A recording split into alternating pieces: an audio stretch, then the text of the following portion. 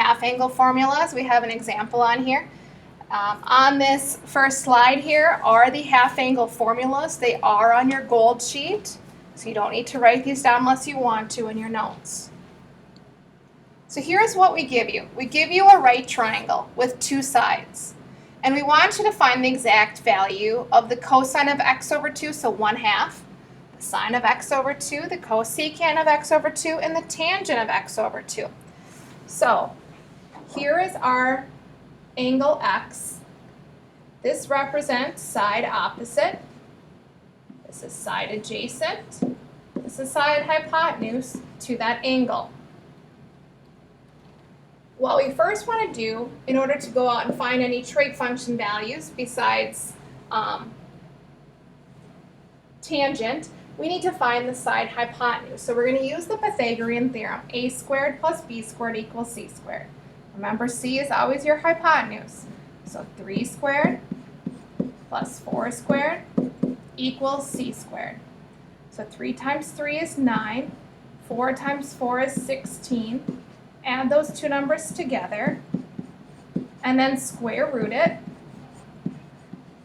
and you get c equals 5. So now we know our hypotenuse is 5. Now let's find the three main trig functions. So cosine of an angle is ca adjacent over hypotenuse.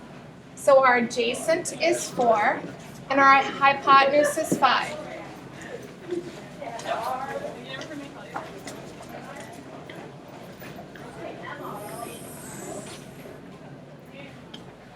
The sine of x in right triangle trig is opposite over adjacent. So opposite is opposite over hypotenuse. Opposite is 3, and the hypotenuse is 5.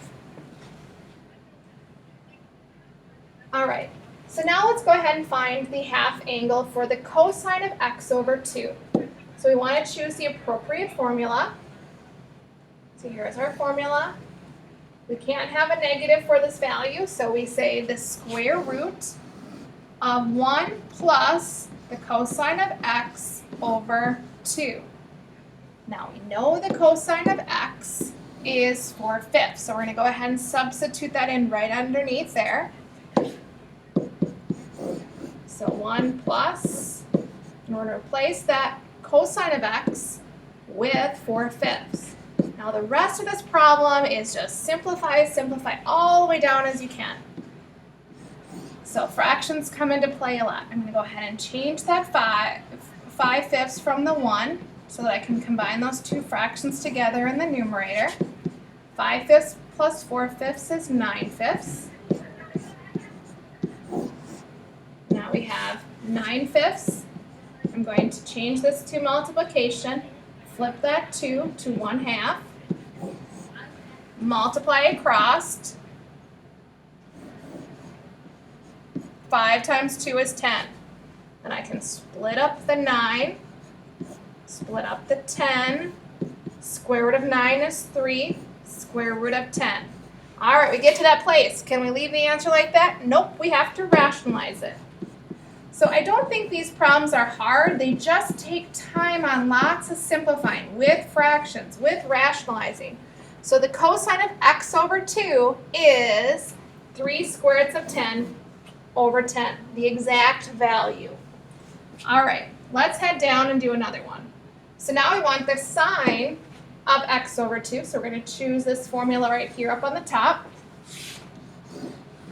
So it's 1 minus the cosine of x over 2. So we're going to go ahead and substitute that same cosine in that we found of our 4/5.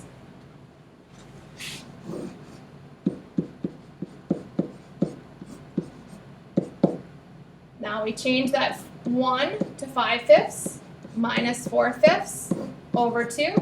We're going through the same process we did in the green problem. So 5/5 minus 4/5 is 1/5 divided by 2. Change it to multiplication and flip that 2 to 1/2. Multiply across. Separate out that square root of 1 and square root of 10. Square root of 1 is 1. Square root of 10 is 10. Up, gotta rationalize it. Square root of 10. Square root of 10. Multiply across. Square root of 10 over 10. All right, we found the sine of x over 2 now. If we want to find the cosecant of x over 2, if you look at this formula right here, it only has the sine, cosine, and tangent. But remember your rules for your reciprocals. Cosecant is the reciprocal for the sine. So we can go 1 over the sine of x over 2. We just found that right up here. So we can flip-flop that, reciprocate it, so it's 10 over the square root of 10. Rationalize it. We get 10 square roots of 10 over 10. The 10's cancel. And you're left with square root of 10. All right, I'll go ahead and push that back up here. All right, tangent. So to choose our tangent, we have 2 choices to work with. We can work with the first equation, the second equation. It doesn't matter. I'm going to just choose this first one. 1 minus the cosine of x over the sine of x. So we're going to substitute in the 4/5 for the cosine of x. Now let's head back up to the problem. Here is our sine of x. We found to be 3/5. So we're going to go back and substitute that in for our sine of x, which is 3/5. Now we have simplifying. So I'm going to change that 1 to 5/5.